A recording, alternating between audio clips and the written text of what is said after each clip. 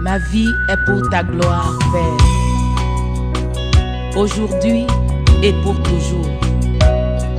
Quelle bénédiction d'être avec toi. Pas du tout besoin de pleurer, pas besoin de crier. Partout où je vais, je sais que tu es là. Jésus règne, Jésus règne, Jésus règne pour toujours, Jésus règne. Nous avons commencé dimanche passé, nous avons parlé, nous avons parlé la fois passée de la vision de Dieu pour le mariage. Savoir que l'une des choses que nous nous préparons à faire, en fait, que nous devons faire lorsque nous nous préparons pour entrer dans le mariage, les préliminaires, la première des choses, c'est que nous devons saisir la vision de Dieu pour le mariage. Nous devons comprendre pourquoi est-ce que Dieu a institué le mariage. Hein? On comprend pourquoi Dieu l'a institué. On doit d'abord saisir sa vision, comprendre. Et puis, saisir sa vision pour notre vie d'abord. Parce que, en fait, quand on parle du mariage, j'aimerais beaucoup plus parler de l'union entre l'homme et la femme. Parce qu'il y a encore un autre problème à ce niveau-là. On veut parler de l'union entre l'homme et la femme. Dieu a uni l'homme et la femme pour poursuivre une vision. Je l'ai déjà dit, nous devons le retenir une fois pour toutes. Dieu unit l'homme et la femme pour poursuivre une vision. Donc, lorsque tu veux te marier, la première chose, c'est pas de chercher ton conjoint. La première chose, c'est de connaître, de saisir cette vision à laquelle tu es appelé. Ça, c'est ce que nous avons dit dimanche passé. Et nous n'allons plus revenir là-dessus. Nous devons attaquer la deuxième chose qui est très importante. Lorsque vous avez saisi la vision, lorsque vous avez saisi la vision, vous avez compris pourquoi vous existez. Vous avez compris où vous allez. Quel est l'objectif que Dieu veut atteindre avec vous. Lorsque vous avez compris cela,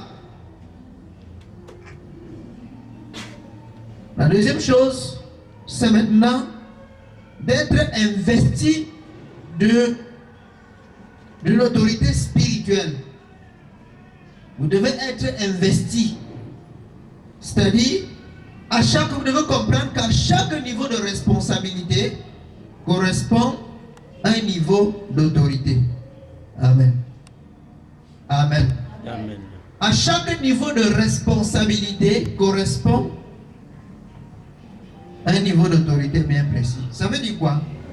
Lorsque je donne une responsabilité à quelqu'un, je lui donne en même temps une autorité par laquelle il peut assumer cette responsabilité.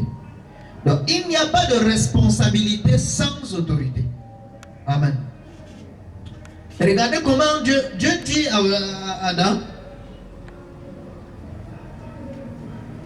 quand il l'a placé dans le jardin d'Éden, qu'est-ce qu'il lui a dit? Dominez sur tous les êtres vivants qui existent. Dominez, prenez de la domination. Mais il est d'abord placé pour une vision, pour le cultiver, pour cultiver le jardin. Donc il devait gérer le jardin. Voilà la responsabilité. Maintenant, il adjoint à ça une autorité. Dominer sur tous les poissons de la mer, sur tous les oiseaux du ciel, dominer sur tout ce qui existe, sur les puissances, les autorités, les principautés, et tous les esprits méchants dans Dieu céleste. Prenez de l'autorité sur eux. Vous voyez? N'est-ce pas? Dieu l'a dit expressément. Parce que vous devez être conscient que lorsque vous avez une responsabilité, vous êtes en même temps investi d'une certaine autorité pour assumer cette responsabilité. Donc il n'y a pas de vision sans responsabilité. Il n'y a pas de responsabilité sans autorité. Donc vous devez être investi d'une autorité spirituelle. Amen. Parce que l'œuvre à laquelle Dieu vous a appelé n'est pas une œuvre charnelle. Je vous assure que l'œuvre de Dieu n'a jamais été charnelle. Même si elle consiste à enseigner. Je prends un exemple.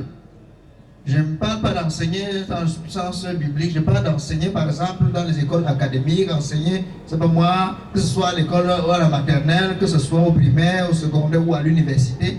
Vous avez comme impression que c'est juste, c'est vrai, c'est une profession, mais tout le monde, premièrement, n'est pas appelé à l'enseignement, n'est-ce pas? Ça veut dire que c'est un charisme, c'est un don.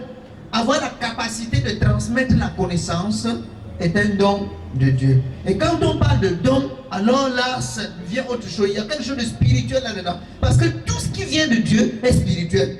Vous ne pouvez pas expliquer par quel mécanisme je parviens à faire comprendre ce que je pense à quelqu'un.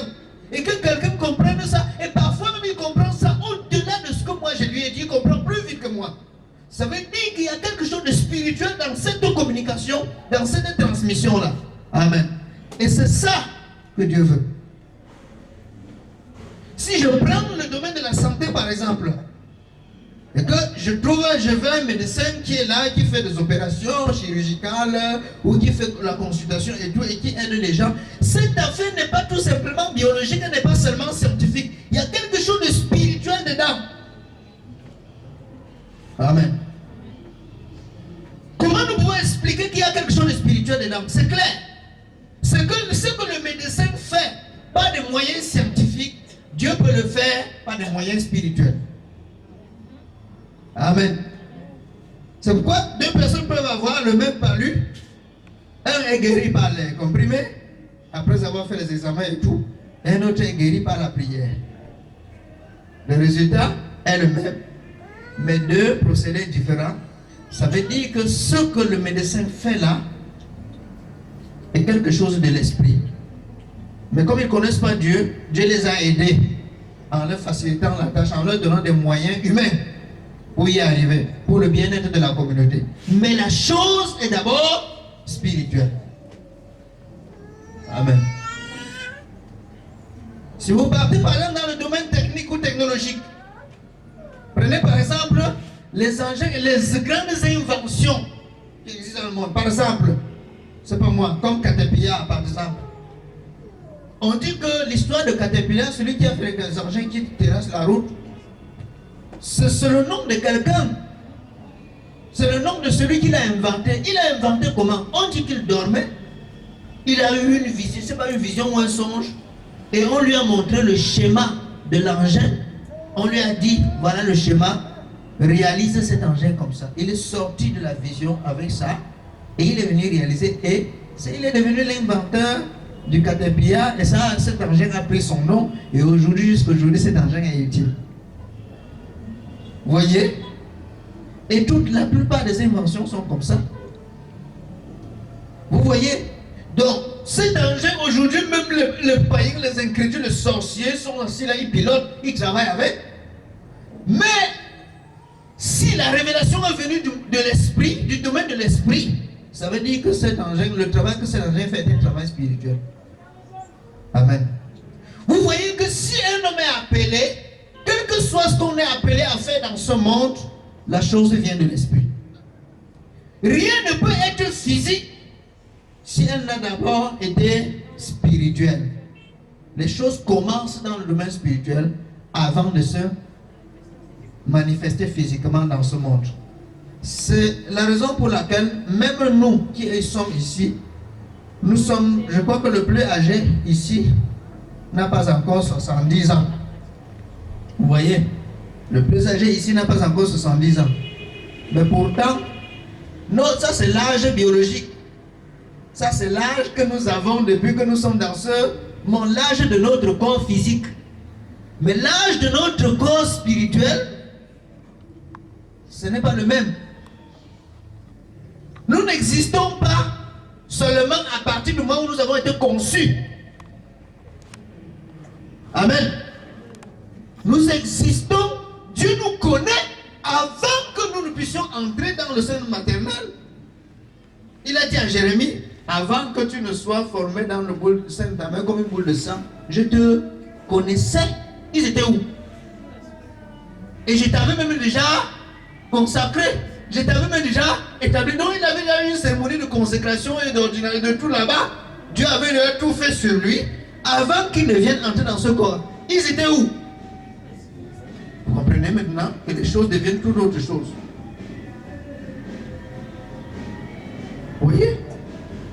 Donc tout ce qui existe sur le plan physique a déjà existé sur le plan spirituel.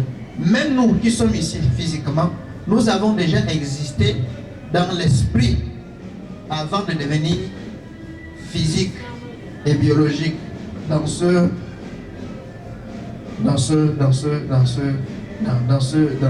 monde. Oui. On dit bien que Dieu a fabriqué le corps avec sa salive et la poussière et tout. Ce corps-là a été bouché. Et Dieu maintenant a soufflé dans ses narines le souffle de vie. Et l'homme est devenu un être ou une âme vivante. Cela veut dire quoi? Qu'avant que le corps physique ne soit formé, le souffle qu'on a introduit était là, était déjà prêt à attendre seulement le corps. N'est-ce pas? Voilà. Donc,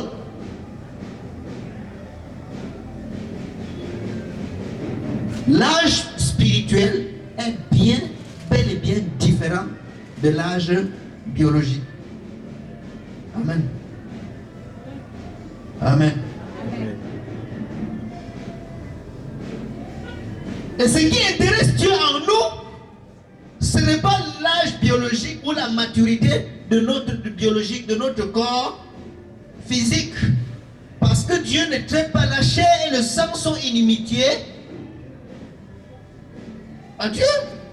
Donc Dieu ne traite pas avec la chair et le sang. Quand Dieu veut faire une œuvre de l'esprit, Dieu traite avec les esprits. Amen. Voilà pourquoi notre âge biologique importe très peu. Importe peu dans ce que Dieu veut faire avec nous. Amen.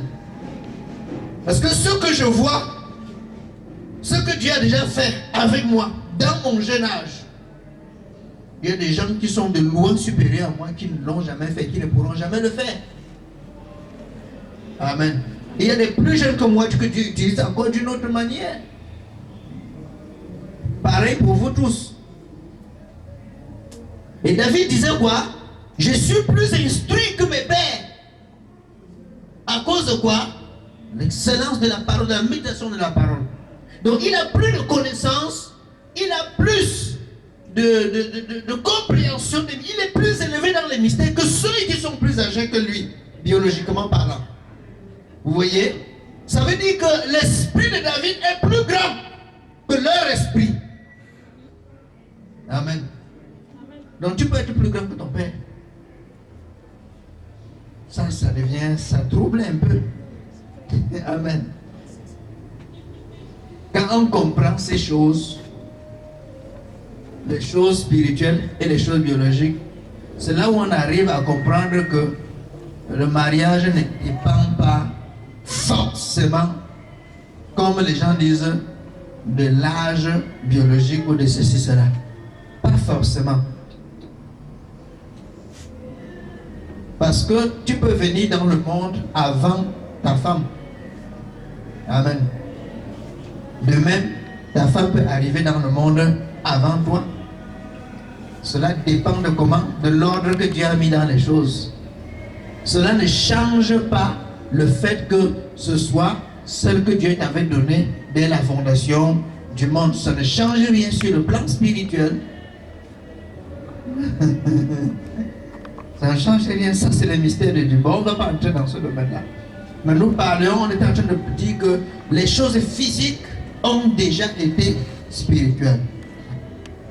Donc tout ce que nous faisons ici-bas, nous devons comprendre en tant que des hommes spirituels que ces choses ont une dimension spirituelle.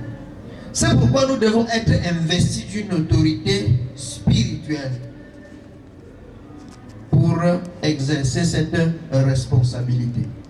Nous avons pris le cas d'Adam. Dieu lui dit, domine sur tous les êtres vivants, domine sur les poissons, domine sur les oiseaux, domine sur toute la création, sur toute la nature. Et dans le Nouveau Testament, il dit, je vous ai donné le pouvoir de marcher sur les serpents, sur les scorpions et sur toute la puissance de l'ennemi. Dans Luc. Vous comprenez? Et rien ne pourra vous nuire. Amen. C'est pourquoi lorsque vous donnez une vision, une responsabilité à quelqu'un, vous établissez un responsable, c'est un niveau d'autorité que vous lui donnez. On a d'ailleurs vu dans la formation d'EAI le pouvoir légal, le pouvoir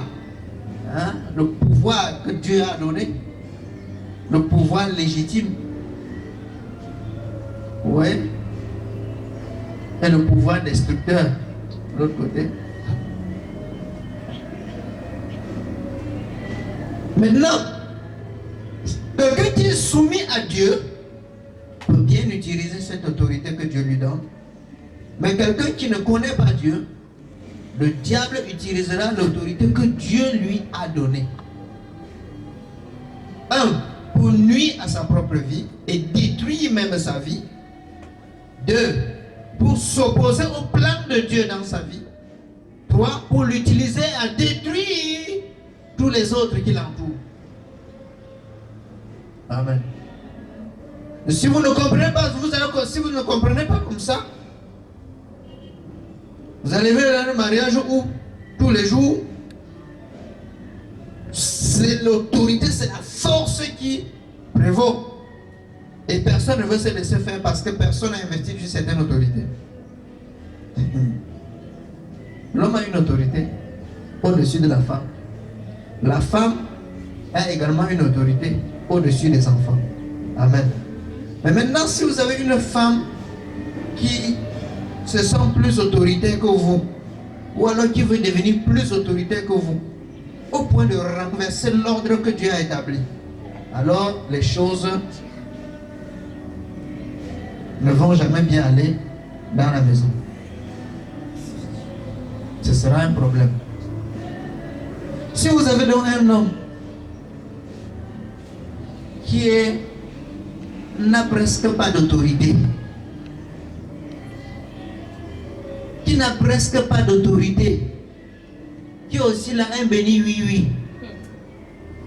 On dit on monte, il dit oui, on a dit qu'on monte. On descend, oui. On a dit qu'on descend, c'est maintenant qu'on descend, oui. Il descend aussi.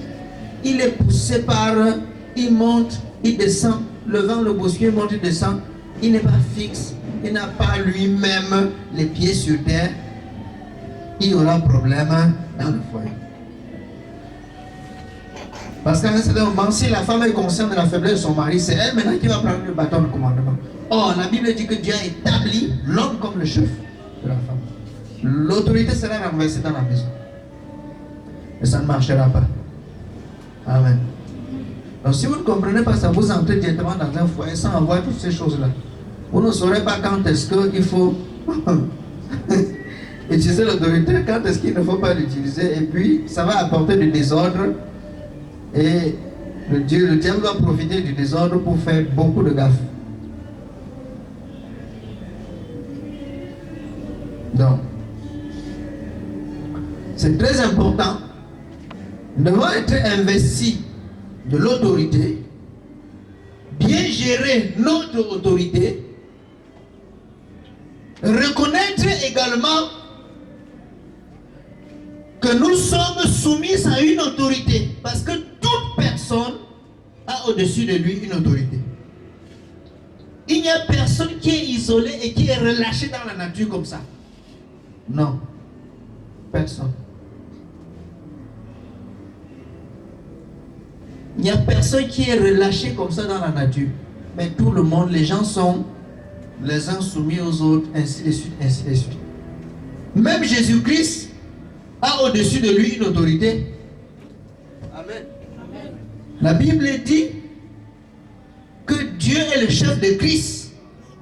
Christ est le chef de l'homme. Et l'homme est le chef de la femme.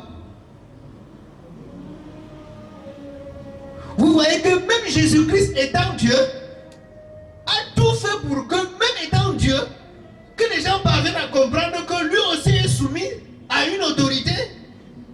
C'est pourquoi il parle toujours de son Père.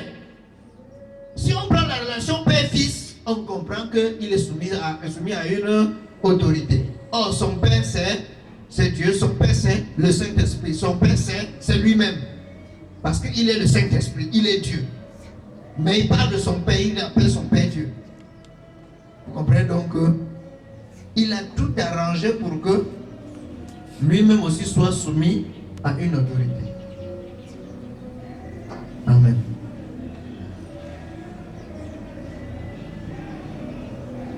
Donc, lorsque nous aurons un compagnon, un conjoint, avec qui nous allons nous unir pour poursuivre la vision,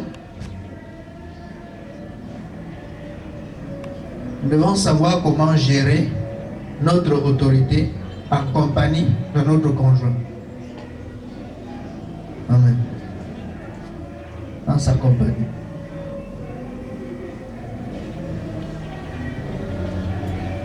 Parce que si je suis un homme,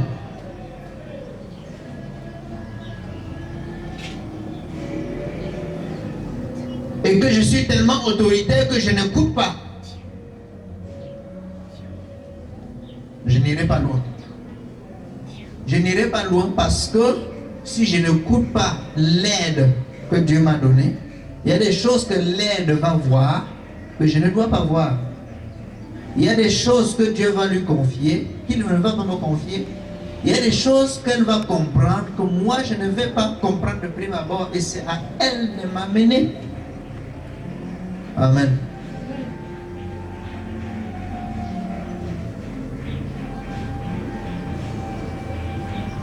Mais si mon autorité, je comprends que l'autorité veut dire que l'autre n'a pas droit à la parole, je suis tombé, ou que l'autre, je ne dois pas écouter l'autre, parce que les gens croient que l'autorité c'est donner les ordres, et ce n'est pas écouter, non. Oui. L'autorité, c'est pas forcément donner les ordres, c'est pas seulement ça l'autorité.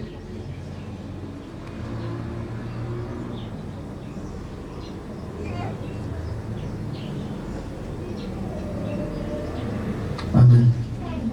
Donc, nous devons comprendre l'autorité, la notion de l'autorité et être investi de l'autorité. Si nous avons la vision et que nous ne comprenons pas l'autorité qui nous revient dans la poursuite de cette vision-là, automatiquement, nous allons mal accomplir la vision. Nous allons mal accomplir la vision. Amen.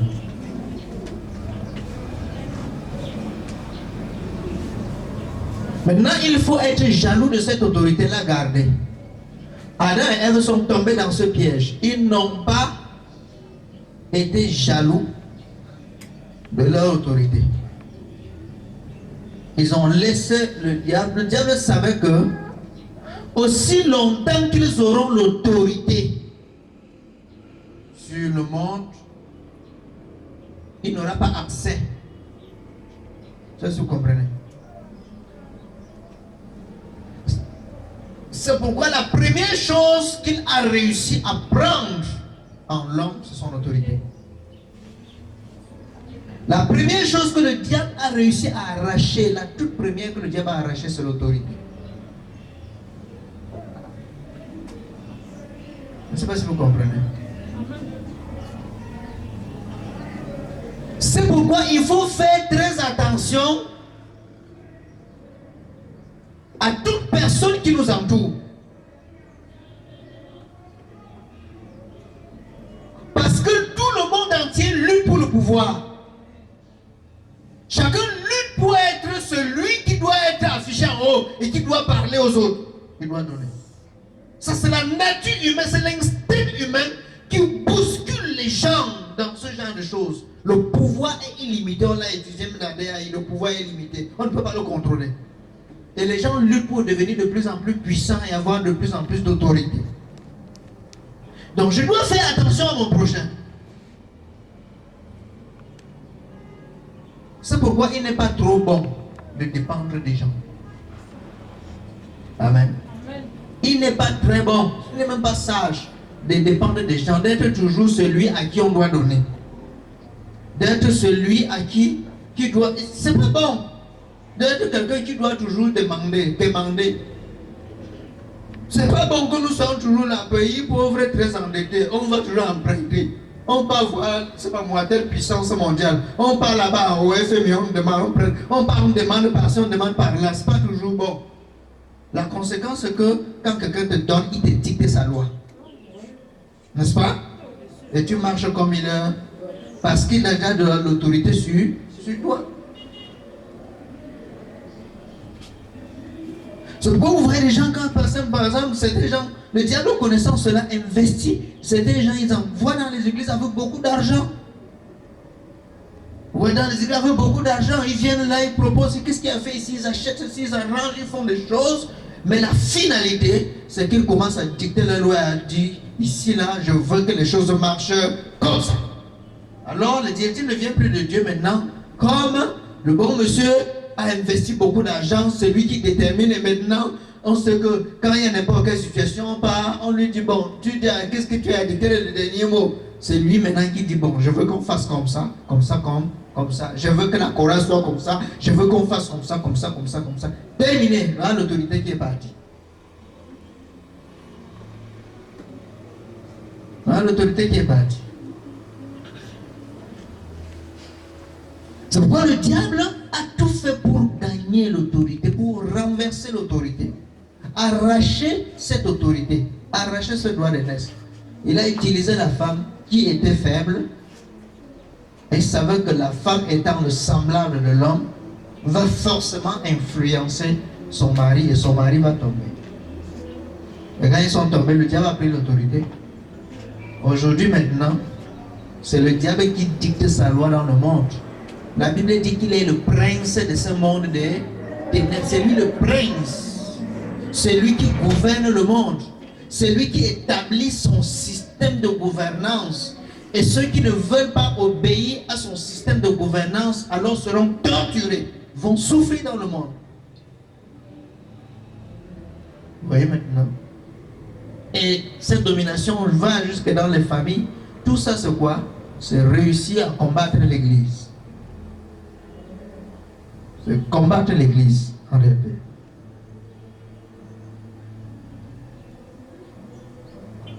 Donc nous devons comprendre notre tour. Oh, maintenant Dieu, nous qui avons été rachetés, nous qui avons été restaurés, nous devons comprendre que l'autorité qu'Adam a perdue dans le jardin, Jésus-Christ nous a redonné cette autorité. Il a récupéré cette autorité entre les mains du diable et il nous a investi de cette autorité. C'est pourquoi il a dit, je vous ai donné le pouvoir. Il a dit d'abord, tout pouvoir m'a été donné dans le ciel, sur la terre et sous la terre.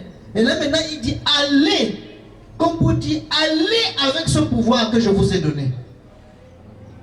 Et faites de toutes les nations des disciples. Donc nous avons autorité sur les principautés, sur le diable et sur tout. Il a dit, voici, je vous ai donné le pouvoir de marcher sur les serpents, sur les scorpions, sur toute la puissance de l'ennemi. Et rien ne pourra vous nuire. Rien. C'est nous qui avons autorité. C'est nous.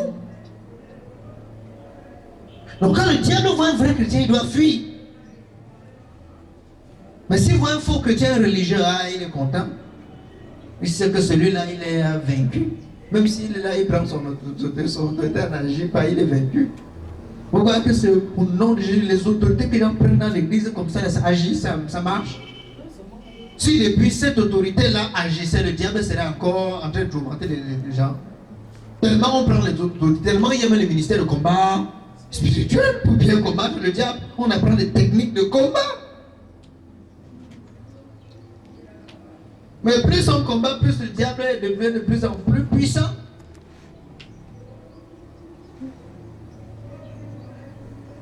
Parce que nous le combattons en dehors des voies de Dieu. Donc la notion d'autorité est très importante. Très, très, très importante.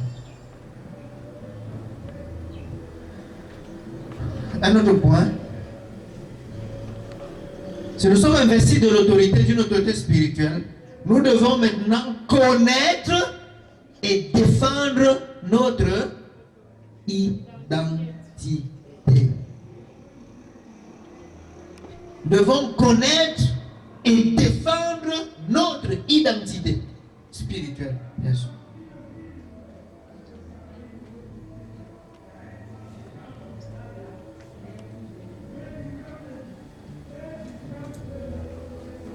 Ça veut dire quoi? Tu dois connaître qui tu es, d'où tu viens, ce que tu as à faire et comment tu dois le faire. Et tu dois être convaincu que tu vas bien faire ce que tu as à faire. Amen. Donc tu dois connaître ta propre filiation sur le plan spirituel. En principe, tout citoyen a sa carte d'identité, non? N'est-ce pas? Et c'est tellement normal que quand la police t'attrape sans carte d'identité, tu es dans des problèmes. Voilà. Sur le plan spirituel, si nous sommes d'ailleurs sur le plan naturel, si je suis citoyen d'un pays, je dois avoir la carte d'identité de telle manière qu'on puisse m'identifier, je puisse m'identifier comme Camerounais ou comme Nigérian ou comme, c'est pas moi, Canadien ou comme, c'est pas moi, Français, n'importe quoi. Amen. Mais la Bible appelle le nom de Dieu la patrie céleste.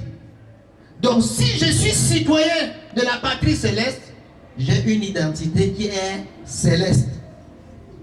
Amen. Donc, dans mon identité, dans la carte d'identité, il y a des origines. Dans ta carte d'identité de Camerounais, il y a des origines. On te dit par exemple, le père, tel nom du père, nom de la mère, né à. Hein? Le lieu, date et lieu de naissance, né à tel endroit, ainsi de suite. On teste, à part ta carte d'identité, on peut savoir si tu es de l'ouest, si tu es du nord ou du centre ou de n'importe quelle autre région, on peut connaître, non? Mais quand on présente ta carte d'identité, on connaît même ton âge, on connaît déjà tes. Même pas ta profession. Voilà, quand on regarde ta profession, on sait déjà que celui-ci, voilà quelqu'un d'important. N'est-ce pas? Même chose sur le plan spirituel. Il y a une identité spirituelle. Je dois connaître qui je suis. Je dois connaître mes origines. Voyez? Je dois connaître de qui je suis issu. Je suis fils du Père. Donc dans mon identité spirituelle, j'ai le nom du Père inscrit sur moi. J'ai la nature du Père en moi. Comme tu as le gène de ton père et de ta mère en toi, nous avons l'Esprit de Dieu en nous.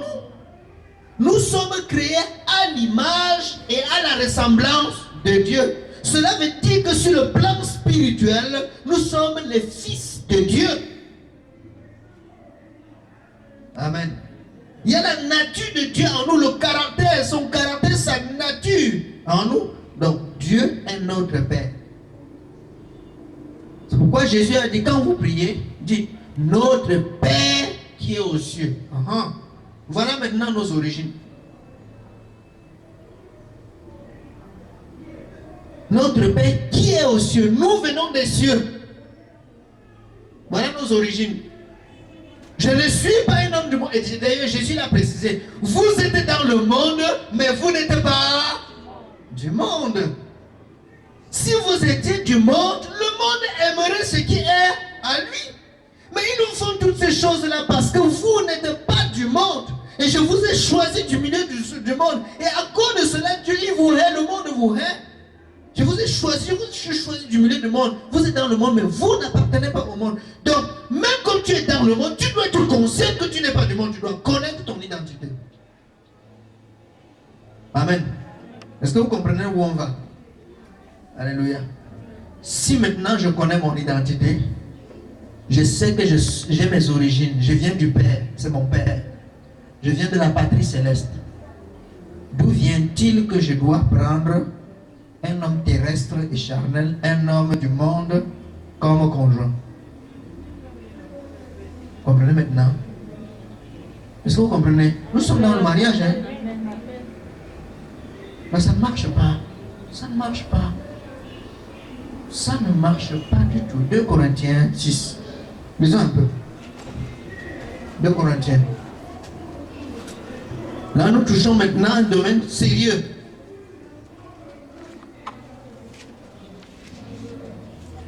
À partir du verset 14, lisez pour nous. 2 Corinthiens 6, à partir du verset 14. 2 Corinthiens 6, à partir du verset 14. Ne vous mettez pas avec les infidèles. Où est le micro? Étrangers. Voilà. Ne vous mettez pas avec les infidèles. Ne vous mettez pas avec les païens, avec les infidèles, sous un joug. N'entrez pas sous un joug étranger. Et vous savez ce que Jésus avait dit dans un jour? Prenez mon joug, prenez mon joug et recevez mes instructions. Et la Bible dit l'onction brise le joug. L'onction de Dieu brise le joug de Satan dans notre vie pour nous récupérer, afin que maintenant nous prenions le joug de Jésus et que nous recevions ses instructions. Donc Dieu nous délivre du joug de Satan pour nous donner le joug de Jésus. Maintenant il dit, ne vous mettez pas avec les infidèles sous un joug étranger, le joug du diable. Ne sortez plus du joug de Jésus pour aller entrer dans le joug de l'esclavage de Satan. Vous comprenez maintenant? Ça se fait par le mariage. Lis. Car quel rapport y a-t-il entre la justice et l'iniquité? Quel est le rapport qu'il y a entre la justice et l'iniquité, ou entre le juste et l'injuste et le pécheur? Lis. Ou qu'y a-t-il de commun entre la lumière et les ténèbres? Qu'est-ce qu'il y a peut avoir de commun entre la lumière et les ténèbres? Où il y a les ténèbres, où il y a la lumière, mais les deux ne peuvent jamais s'asseoir ensemble.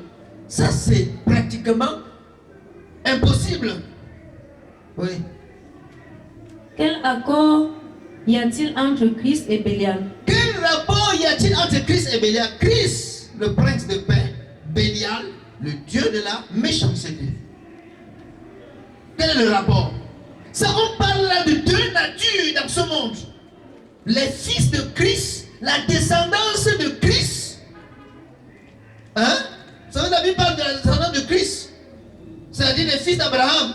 La descendance de Christ, c'est-à-dire l'église, au sens vraiment spirituellement propre du terme. Et maintenant, les fils du diable, du malin. Le blé et l'ivraie, qui sont tous dans le champ. Allez. Ou quelle part a le fidèle avec l'infidèle? Quelle est la part que le fidèle doit avoir avec les fidèles? Quel rapport y a-t-il entre le temple de Dieu et les idoles? Ça devient clair. Notre corps est le temple de...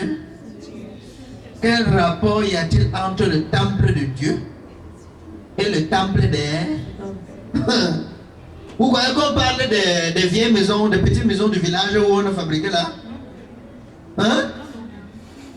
Alléluia. Amen. Revenons dans la salle.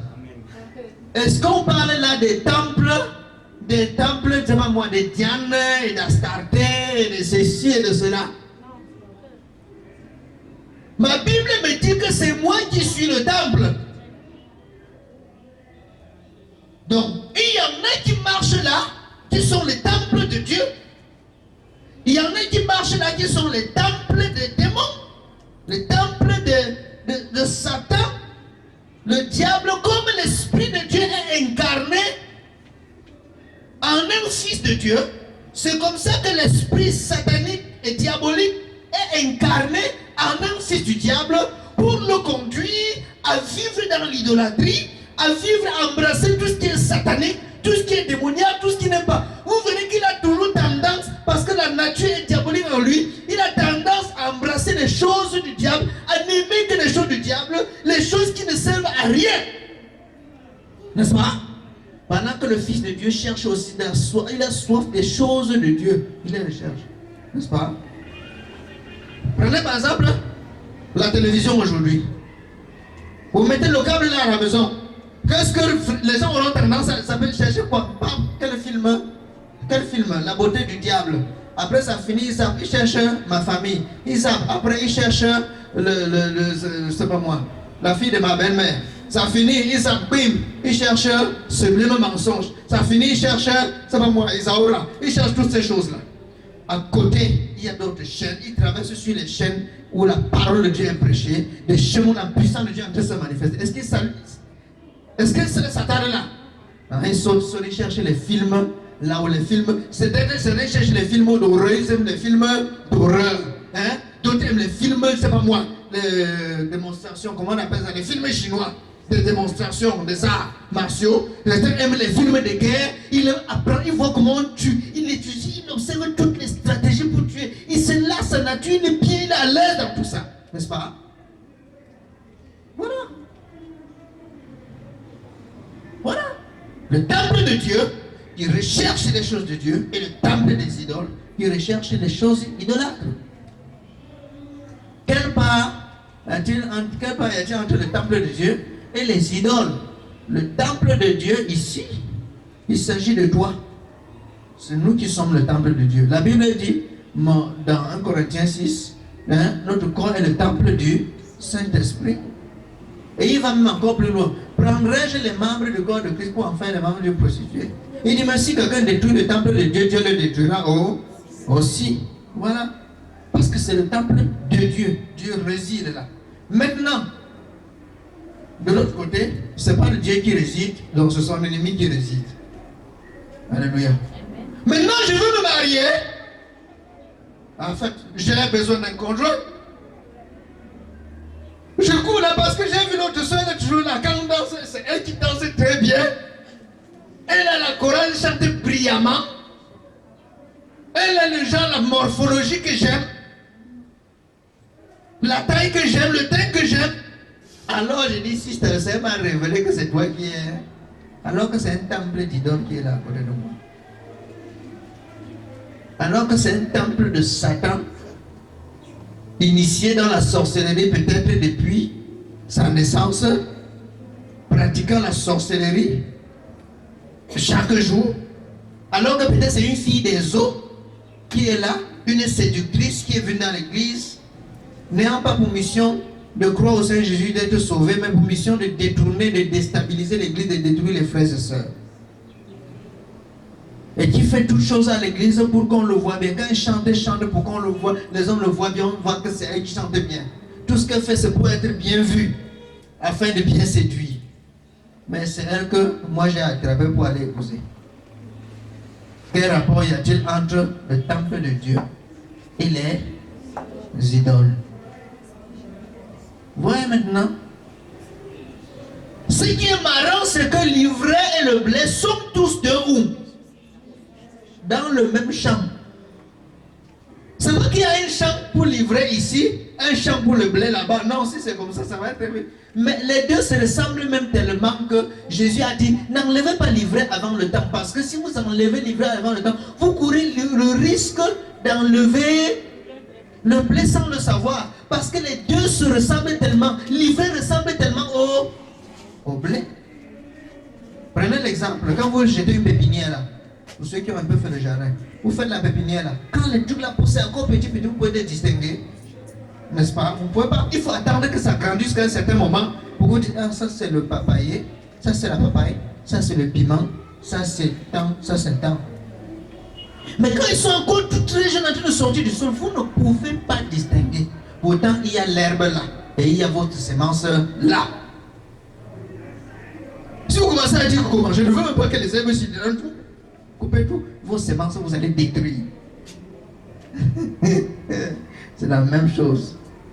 Donc il faut attendre. Qu'est-ce qui apporte la différence? C'est la maturité. C'est la maturité qui apporte la différence, qui éclaircit et qui montre qui est de Dieu qui n'est pas de Dieu. Donc si tu veux connaître si celui qui est à côté de toi là est un fils de Dieu, est une fille du Seigneur, si tu veux connaître, ne va pas très loin. Ne lui pose pas la question, si tu as cru en quelle année, elle va te tromper. Tu as cru en quelle, elle va fabriquer une histoire et tu vas tomber dans le piège. Hein? Ne lui pose pas la question si vraiment tu aimes le Seigneur. Et elle va dire non. Tu peux dire non quand on lui pose la question. Va seulement dans la maturité. Toi, cherche Dieu, cherche le royaume et la justice de Dieu et tu affiches cela à tout le monde. Tu verras si ça va coïncider, si la soeur aime ça. Amen. Mais si pendant que tu cherches à appeler au Seigneur, tu jeûnes, tu pries, tu médites la parole, la soeur elle sort, la nuit n'est pas au poteau. Hein? Vous êtes ensemble? Non? Et puis maintenant, c'est elle que tu prends pour épouser. Comme un frère qui était à Douala, qui était allé chercher sa femme au poteau. Hein? Et l'a amené à l'église. Maintenant alors, ils sont venus, on a fait comme dans les églises, ça se passe, on bénit n'importe quoi, on ne dit n'importe quoi. Le frère alors commence à souffrir parce que quand tu prends la qualité là, fille libre qui a été habituée tout dehors. La prostituée ne connaît pas respecter les gens. N'est-ce pas? La prostituée ne connaît pas la notion de la responsabilité. Mais tous les jours, la fille est toujours chez la voisine. Elle vient, elle sort tous les jours, vient. Elle voit à l'église avec la chaussure de la voisine. Qu'est-ce que ça vaut que chaussure? C'est pour la voisine, non? Il y a un problème.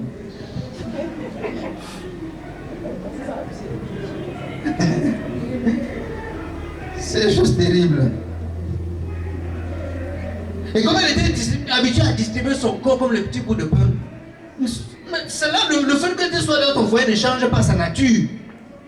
N'est-ce pas? Elle va toujours continuer à faire sa prostitution.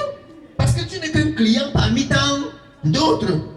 Même si tu as fait un effort de l'amener un peu plus loin, mais tu restes un client comme tous les autres. Et puis son corps est une marchandise. Maintenant tu vas commencer à te plaindre. La soeur, si je ne la comprends pas, qui t'avait dit que c'était une soeur? Tu prends la sorcière, tu mets à la maison. Après maintenant, quand elle commence à te manger les intestins, te croquer le cœur, manger le cerveau, tu es tes propres enfants toi-même, t'es fini. Quand elle commence à ravager l'église un à un, comment elle dit que vraiment, je croyais que c'était une soeur. Pourtant le Seigneur m'avait parlé, quel Seigneur m'avait parlé. Il te dit, nous on était à Douala, on a fait une conférence. On a commencé à prier, c'était la conférence de délivrance. Le pasteur avait son fils. Cet enfant a vécu par la grâce de Dieu. Parce que dès qu'il est né, il a commencé des maladies terribles. L'enfant là était, quand vous le regardez, c'était comme un... était même effrayant. Bizarre, tout petit, ne grandit pas, ne mange pas, bizarre. Maladie sur maladie, maladie sur maladie. Qui mangeait l'enfant? Il était assis à l'église. L'église est pentecôtiste, est réveillée. On prend autorité,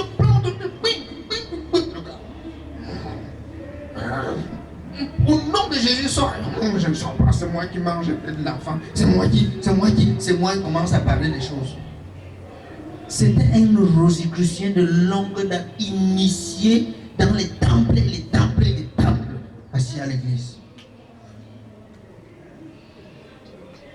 Mais il fallait voir, pendant la louange, il fallait le voir. Hein. Tu croyais que Dieu est déjà dans la salle. Il fallait le voir dans la louange. Vous voyez? Finalement, il n'a même pas pu être délivré parce qu'il ne voulait pas se séparer ni de la rose, ni des choses. Il était dans les temples, comme ça. Il est tombé dans la nature comme ça. On ne l'a pas délivré. C'est quand la conférence de délivrance est venue exposer les choses que l'enfant a été délivré. Quand on a su que c'est lui qui tuait l'enfant. Il était à l'église. C'est lui qui bloquait les mariages pour qu'il n'y ait pas de mariage à l'église. C'est lui qui fait ceci. C'est lui qui est pour l'église est pauvre, il n'y a pas d'argent, l'église est finance, c'est lui. Mais il est dans l'église, c'était l'ancien. Alors, et il y a comme ça 1001 cas dans les églises. Le diable est venu s'asseoir à l'église avec les pieds liés, pieds croisés. Bon, maintenant je veux me marier, je n'ai pas pris le temps de prier, de chercher le conjoint que Dieu m'avait destiné. Et je suis conduit par la convoitise des yeux à regarder ce qui me plaît. Je dois tomber dans le piège du diable, forcément. Et je dois prendre n'importe quoi. Et je dois assumer les conséquences. Il doit assumer.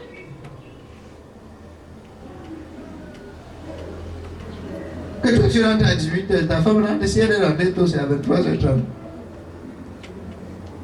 Tu lui demandes comment, il y a quoi? On se dit quand on se marie, ça veut pas dire qu'on ne peut plus faire ces choses. Tu es un homme, je suis libre, madame. Christ nous appelle à la liberté. Donc tu ne peux pas venir me tenir comme un esclave, je dois à la maison. Tu vas commencer pour finir. Tu vas commencer par t'appeler. Voilà. Quel rapport y a-t-il entre le temple de Dieu et les idoles? Qu'est-ce que je vais dire?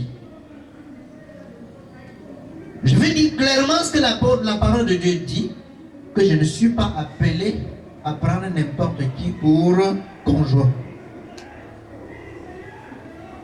Même pour le peuple d'Israël, Dieu avait dit qu'ils ne prendront pas des incirconcis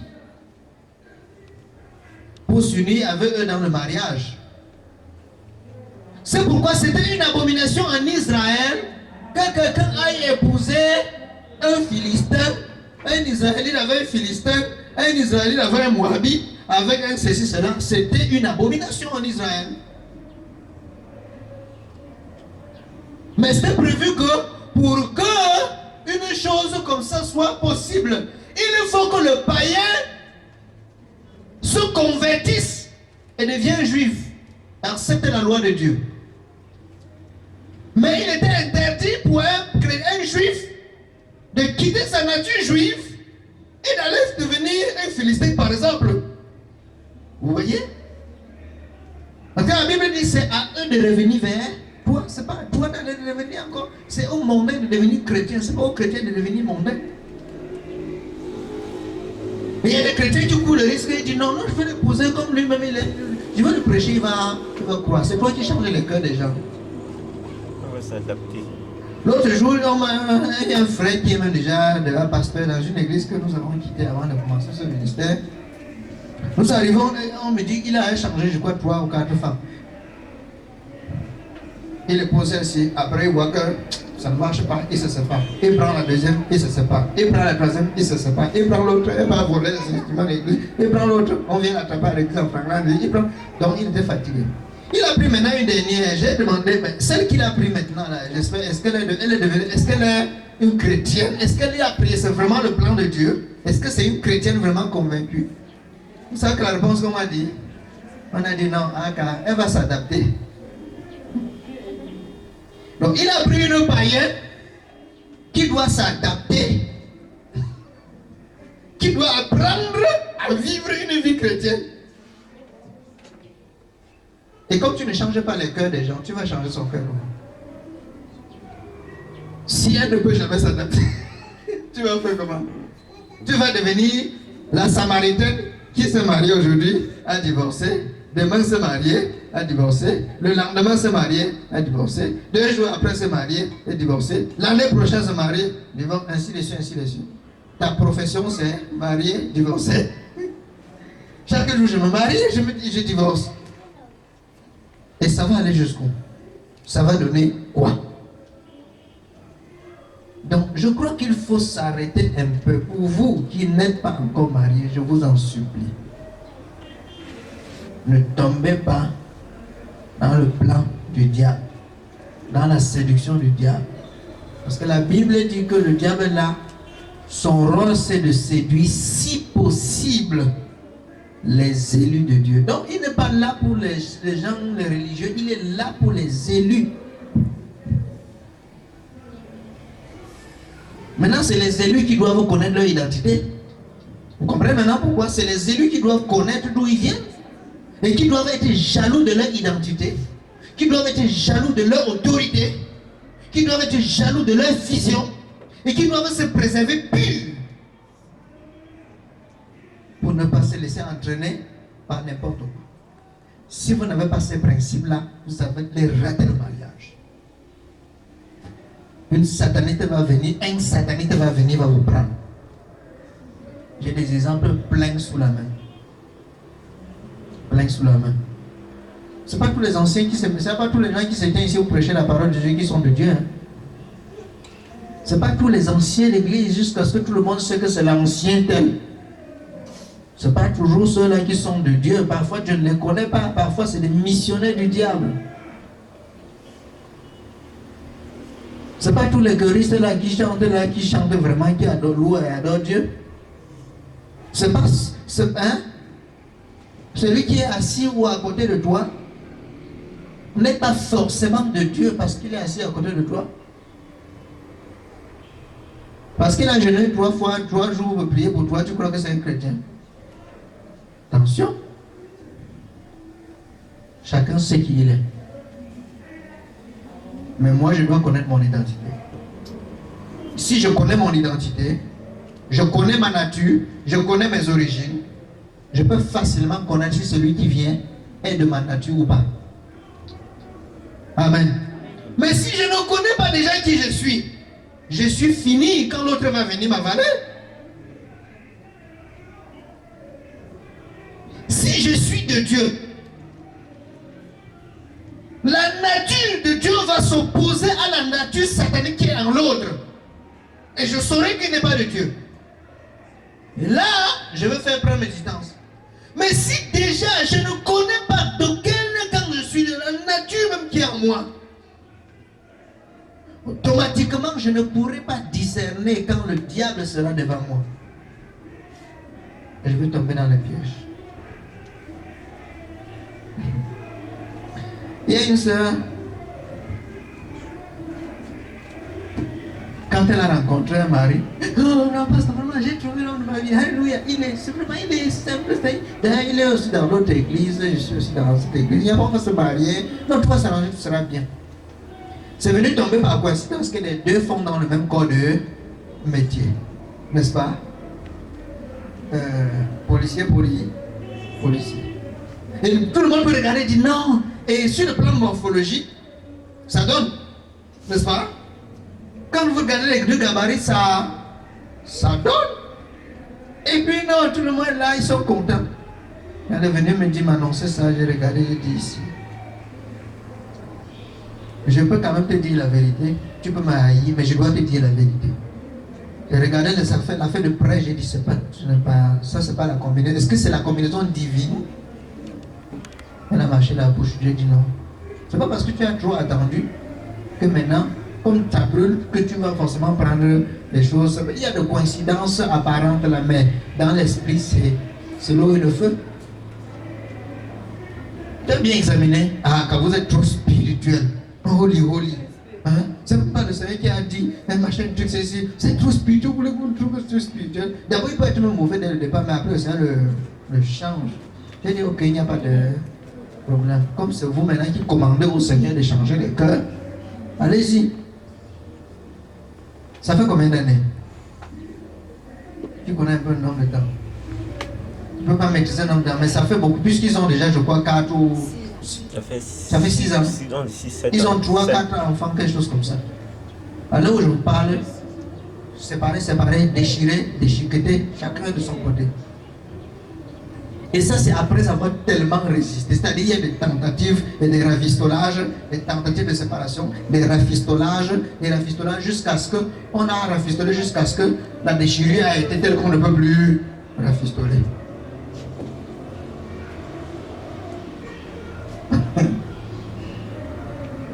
Et sans compter des choses qu'on ne peut pas, qui ne sont pas pour bien à dire. Vous voyez? Et qui sont là-dedans, qui ont vécu. Et comme moi je suis pasteur, comme c'est on est venu me conseiller, on me dit toujours tout. vérité. Il dit, maintenant on va faire comment? Maintenant quand je vois la dernière, vraiment de Dieu, tu connais la vérité. Tu m'avais dit, tu n'avais pas accepté. Ouais, vraiment, il faut souvent écouter les hommes de Dieu. Vraiment, la garde ici, mais vraiment, je ne peux plus tomber. C'est fini, terminé. Cette fois-ci, j'ai dit seulement que je ne peux pas vendre ma vie. Je ne peux pas mourir. La garde, machin, tout. J'ai dit, mais, n'est-ce pas, je t'avais dit. J'avais parlé, tu n'avais pas écouté. Tu avais dit que mes enseignements clochent. Que ce n'est trop holy. Que ce n'est pas Dieu. Où sommes-nous aujourd'hui? Séparés. Maintenant, qui va alors déchirer là? Ça va se passer comment? C'est un autre problème. C'est un autre problème. Donc, vous voyez, quand nous parlons des choses de Dieu, nous parlons par la révélation du Seigneur. 2, nous parlons par l'expérience, c'est-à-dire avec tellement de cas. Nous sommes là. Quand vous vous séparez, vous partez chez vous. Quand vous ne m'invitez pas chez vous, vous verrez que vous ne venez pas me voir venir pour une consultation. Vous ne savez pas qui sont ceux qui viennent et quels sont leurs problèmes. Vous savez combien de chrétiens nous rencontrent qui pleurent, qui disent homme de Dieu, si dans cette situation, je vais faire comment? Vous savez combien d'hommes de Dieu, combien de chrétiens viennent et disent que vraiment, je suis dans telle église, vraiment, cet homme de Dieu, vraiment. Quand il décrit, il parle. C'est quelqu'un que je connais, je vois que cette situation est terriblement déplorable. Je fais comment? Tu étais parti, où était ton Saint-Esprit? Tu avais consulté le Seigneur. Là, parce que tu as vu quelqu'un vomir le feu, il parlait, les gens tombent, les démons. Maintenant tu cours, tu pars.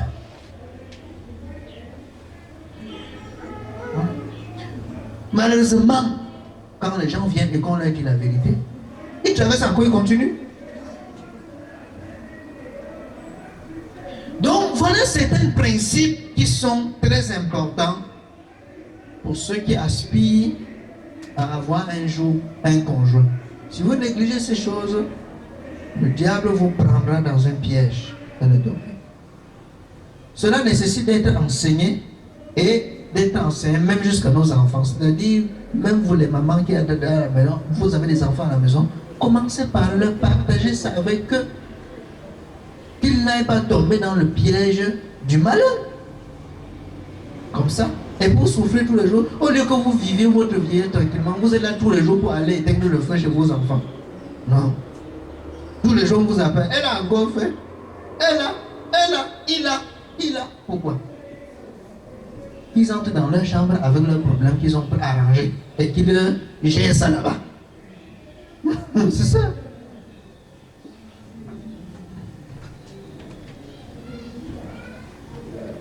Amen. Donc il faut voir, il saisit la vision, il faut être investi de son autorité, il faut connaître et défendre son identité. Et enfin, un autre point, il faut se faire une personnalité. Se faire une personnalité. Si tu as compris la vision, tu es investi de l'autorité divine, tu as compris ton identité, forcément, ton identité te donne une personnalité. Amen. Je sais qui je suis. Je suis ce que Dieu dit que je suis. Je sais qui je suis. Et je suis ce que Dieu dit que je suis. Alors je ne marche plus n'importe comment. Je n'embrasse pas n'importe quoi ou n'importe qui. Je ne fais pas n'importe quoi. Mais je marche comme quelqu'un qui sait qui il est. Vous savez que parfois on marche mal parce qu'on ne sait pas qui on est. Si. Est-ce que vous pouvez voir un ministre dans la rue? Hein? En train de croquer une prune avec le maïs. Hein? Le ministre de la République. Vous pouvez le voir là, à ma bouche. N'est-ce pas? Il sait qui il est. Et il se fait une personnalité. Alors la notion de l'éthique arrive, vient. Bon, vous allez voir un vent du pied. Et là, il arrête quand il marche jusqu'à être fatigué. Donne-moi un peu là avec 2 avocats. Il réfléchit ça, il commence en route. Il marche en continuant, en poursuivant son chemin. Il n'a pas lui de problème. Il marche comme il veut. Il fait comme il veut, n'importe où. Parce qu'il n'a pas de personnalité. Mais un ministre de Dieu. Un oint de Dieu.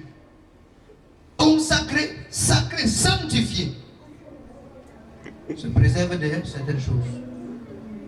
Ne fais pas n'importe quoi. Ne va pas n'importe où. N'agis pas n'importe comment. Mais est un homme réservé. Un homme sacré, consacré, retiré. Et un homme qui s'est fait une personnalité.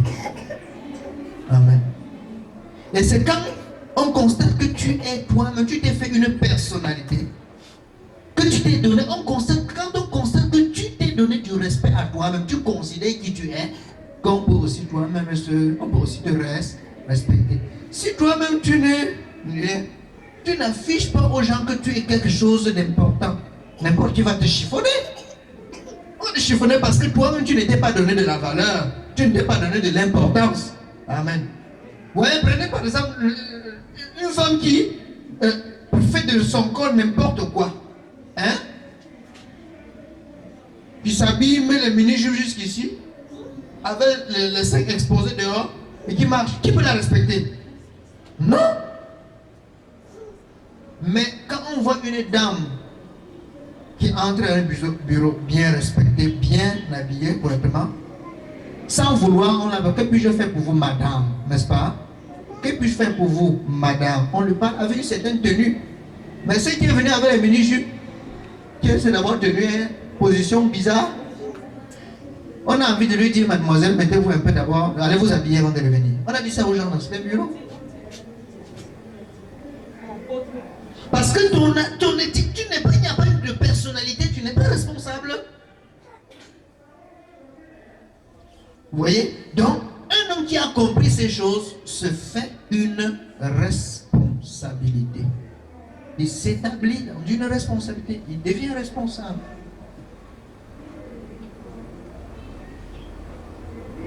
Vous voyez? Il devient ministre, c'est qu'il est ministre de Dieu. Il se respecte. Amen. Maintenant, quand tu te respectes, et que tu entres maintenant, pour prendre un conjoint, tu dois forcément prendre quelqu'un qui connaît ta valeur. Si tu te respectes, tu t'es donné de la valeur, et puis tu prends un conjoint qui ne va pas connaître ta valeur, qui va te ridiculiser, qui va te chiffonner en public. C'est pour ça qu'il y a le temps d'observer, de fiançailles pour s'observer. Et pour voir si l'autre, les caractères là, si ça marche. Mais tu prends l'autre qui va seulement aller. Aujourd'hui, peut-être que vous allez à un mariage. Elle saute à table pour aller prendre un morceau de viande quelque part là-bas. Ça te souille. Hein? Ça te souille. Elle est très courageuse. Ça te souille. Là, elle n'a pas de personnalité. Tu n'es pas né pour poursuivre la viande. Et si ça te plaît trop, achète ta pâte, tu peux préparer à la maison en quantité. On ne va pas à la fête pour la nourriture. Et si tu vois quelqu'un qui traverse là, donne-moi, pendant ce temps, la cravate est entrée dans la sauce. Tu es la femme, n'est-ce pas, tu aurais honte? Tu as honte de ton mari, est-ce que ton mari fait en public? Si bagarre là-bas pour un jus, pour une bière, et tu es une femme responsable, tu seras à l'aise? Non. Donc il faut se faire une responsabilité. Une personnalité. Il faut se faire une personnalité. Vous voyez? Comme ça. Amen. Donc voilà les quelques points qu'il faut déjà rassembler pour quelqu'un qui aspire d'abord au mariage. Avant maintenant que le mariage lui-même vienne, il faut rassembler tous ces points. C'est très important. Assis à la droite du Père, Jésus règne. Jésus règne, Jésus règne, Jésus règne pour toujours, Jésus règne. Du nord au sud, de l'est à l'ouest, il est la source du salut, la joie de toute l'humanité. Jésus règne.